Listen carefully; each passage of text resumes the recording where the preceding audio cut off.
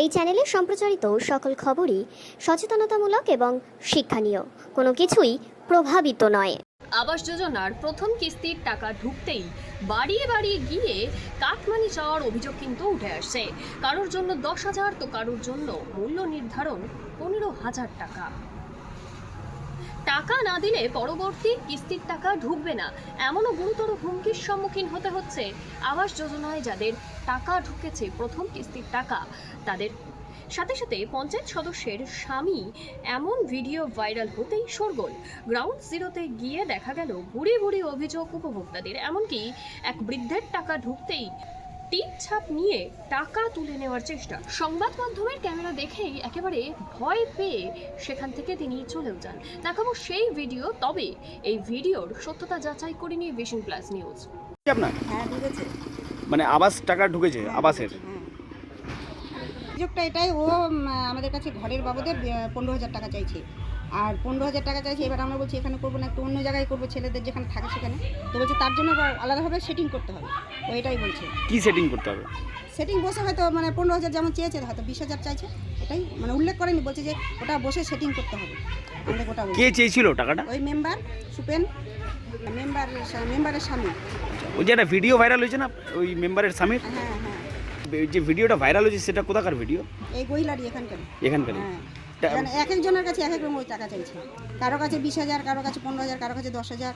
কি বলে নিচ্ছে এই টাকাগুলো? ঘরের বাবদে টাকা দাও, যদি তুমি এই টাকাটা না দাও তাহলে এরপরে তোমার টাকা ঢুকবে না। এরপরে যে টাকাটা ঢুকবে এরপরে টাকা পাবা না বা অন্য কিছু পাবা না। মানে এরকম হুমকি দিচ্ছে? হ্যাঁ হ্যাঁ, লোকের কাছে নিয়েছে, প্রচুর লোকের কাছে। অনেকের কাছে তো স্লিপ নিয়ে নিচ্ছে। স্লিপটা কি? হ্যাঁ স্লিপটা ওই যে ব্যাংকের থেকে টাকার যে মানে টিপ দিয়ে যারা হয়তো টিপ দিচ্ছে, তারা স্লিপ দিচ্ছে টাকার বাবদে, সেই স্লিপটা তখন ও নিয়ে নিচ্ছে। এটা ব্যাংকে টিপ দিয়ে স্লিপ দিয়ে দিচ্ছে সিএসপি। হ্যাঁ, এবার স্লিপটা ও তখন হয়তো 10,000 বা 20,000 যেরকম দুজনের হতো, ওই 10,000 স্লিপটা ও নিয়ে নিচ্ছে। তো ওটা বলতে পারছি না করতে পারে কিনা, কিন্তু ও তো নিচ্ছে, করছে।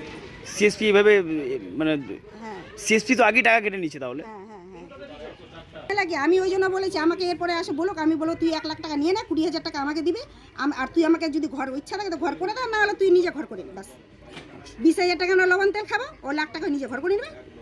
1,20,000 আমি এখন পাবো, সেখানেও যদি 15,000 20,000 ওকেই দিতে হয়, তাহলে আমি ঘর করে কী করবো? 1,00,000 টাকায় কি 1,00,000 টাকা ঘর হবে কি? হবে না। তো অতএব আমার নাম গন্ধ করার কী দরকার? তাতে ওই নিক, ওকেই দিয়ে দেবো। এরপর আমি আসলে ওকেই বলবো যে তুই টাকাটা নিয়ে নে, বাস আমার দরকার নেই। বেশ অনেকাই তুলেছে, এরকম হবে। দুই প্রত্যেকের কাছে এখন 10,000 করেই তুলে, তো বেশ ভালো টাকায় হয়ে যাবে। কারণ ও তো আর এমনি বাড়িটা করছে না, নিজে খেতে তো করছে না, সবার কাছ থেকে নিয়ে পাবলিক কাছ থেকে টাকাটা নিয়েই করছে। আপনি দিয়েছিলেন? না আমি দেইনি, আমার কাছে বলেছে, দিয়ে চেয়েছে যে আমি যদি এই টাকাটা না দিই এরপরে, তো এরপরের টাকাটা ঢুকবে না। হুমকি দিচ্ছে, না দিবে না। এরপরে যদি কোনো সুযোগ সুবিধা আরও আসে, সেই জিনিসটা আমরা পাবো না। হ্যাঁ, লোক ভয় পায়, লোকে ওকে ভয় দেখাচ্ছে যে তুই যদি এটা বলিস তো তার এর জন্য অসুবিধা আছে, তো তার কিছু দিব না।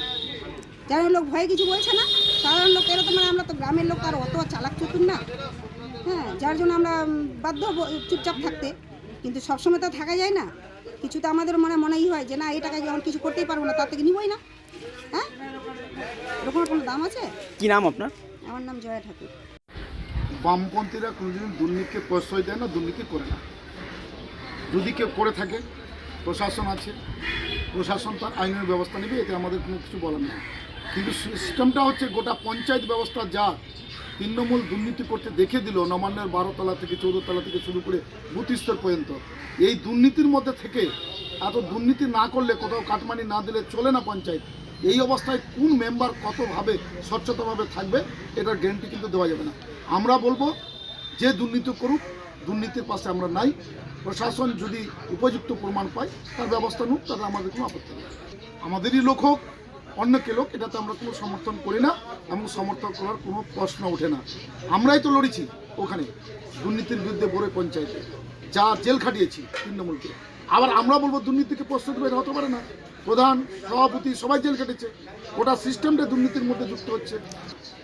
সেখানে বন্যার যে ত্রাণের কোটি কোটি টাকা লুট করেছে, তৃণমূলের নেতাও করেছে, সভাপতি করেছিল, প্রধানও করেছিল।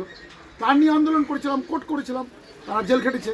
অতএব দুর্নীতি একদিকে আমরা আন্দোলন করবো, অন্য কেউ দুর্নীতি বললে প্রশ্রয় দিব, এটা বামপন্থীদের বিশেষ করে সিপিএমের এটা হয় না। আমরা চাই জাস্টিফাই যেখানে হোক সঠিক তদন্ত করে ব্যবস্থা নিক, এতে কোনো আমাদের কোনো আপত্তি নেই। আর এখন সেই দুর্নীতির অভিযোগে কাঠগোড়ায় কিন্তু জোট পরিচালিত গ্রাম পঞ্চায়েত, কি বলবেন? সমস্যা আছে দুটো। সরকার যদি দুর্নীতি করে, সরকার যদি দুর্নীতি ডুবে যায়, তাহলে বুথ পঞ্চায়েত পর্যন্ত সবাই দুর্নীতির সাথে যুক্ত থাকবে। বামফ্রন্টের আমলে কোনো মন্ত্রী দুর্নীতি ছিল না, আমলারও তার সুযোগ নিতে পারতো না বলে প্রশাসনের ভয় ছিল, ভিত্তি ছিল, তারা কেউ দুর্নীতিতে সাহস করে না। এখন তো খুললাম খাল্লাম পেয়ার করেঙ্গে, সব দুর্নীতি ওপেন, স্বাভাবিক ব্যাপার। দুর্নীতিতে কী বিচার হবে আমরা জানি না, দুর্নীতি বিচার হয় না, কোটে কোটে হাজার হাজার কেস পেন্ডিং। কোনো প্রশাসনের কাছে অভিযোগ করলে উল্টা প্রশাসন আবার তাকে ধরে যে তুমি কেন দুর্নীতির বিরুদ্ধে করছো। তো দুর্নীতির বিরুদ্ধে প্রশাসন, সরকার যতক্ষণ পর্যন্ত সদুত্তর না পায়, এই দুর্নীতি কোনোদিনই আটকানো যাবে না। পক্ষান্তরে সরকার মদত দিচ্ছে দুর্নীতি করার জন্য। তাই সিস্টেম বামপন্থীদের, বামপন্থী সরকার, এই সরকারের মধ্যে অনেক পার্থক্য। এই পার্থক্য আছে বলে আজকে দুর্নীতির প্রভাব পড়ছে। তবুও আমরা বলছি, দুর্নীতির বিরুদ্ধে লড়াই আমরা করছি, আগামী দিনে করেছি, আগামী দিনে তো করবো। অর্থাৎ দুর্নীতির সাথে কোনো আমাদের আপোষ নেই। দিদি, আপনার স্বামীর একটা ভিডিও ভাইরাল হয়েছে, সেই ভিডিওতে দেখা যাচ্ছে যে টাকা চাইছে আপনার স্বামী, আর আপনার স্বামী স্বীকারও করলেন যে 10,000 টাকা করে নাকি বেনিফিশিয়ারির কাছ থেকে নাকি টাকা চেয়েছেন উনি। এটা নিয়ে কি বলবেন? এটা সব মিথ্যা। আমি এর থেকে আমি কিছুই জানি না, আমি এগুলো কিছুই জানি না। বলছি যে আপনার স্বামী স্বীকার করেছে ক্যামেরার সামনে যে 10,000 টাকা করে। কিছুই জানি না, আমি মেম্বার, আমি কিছুই জানি না ওটা। আপনার স্বামী যে এইভাবে আমি কিছুই জানি না ওগুলি সব। মানে টাকা তুলছে এটা জানেন না আপনি? আমি কিছুই জানি না। আমার স্বামী টাকাও তো, আমার স্বামী তো টাকা তোলেই নি। কিন্তু আপনার স্বামী তো বলছে যে 10,000 টাকা করে বেনিফিশিয়ারির কাছ থেকে। আমি কি না, টাকা তোলেই নি আমার স্বামী। ক্যামেরার সামনে তো বলছে আপনার স্বামী যে 10,000 টাকা করে। না, এটা সব মিথ্যা, ওদের বানানো। ওগুলো সব আর এলাকার মানুষও বলছে যে এলাকার মানুষ না, ওদের সব এগুলো বানানো। আপনার স্বামীর তো একটা ভিডিও ভাইরাল হয়েছে, ওখানে দেখা যাচ্ছে তো।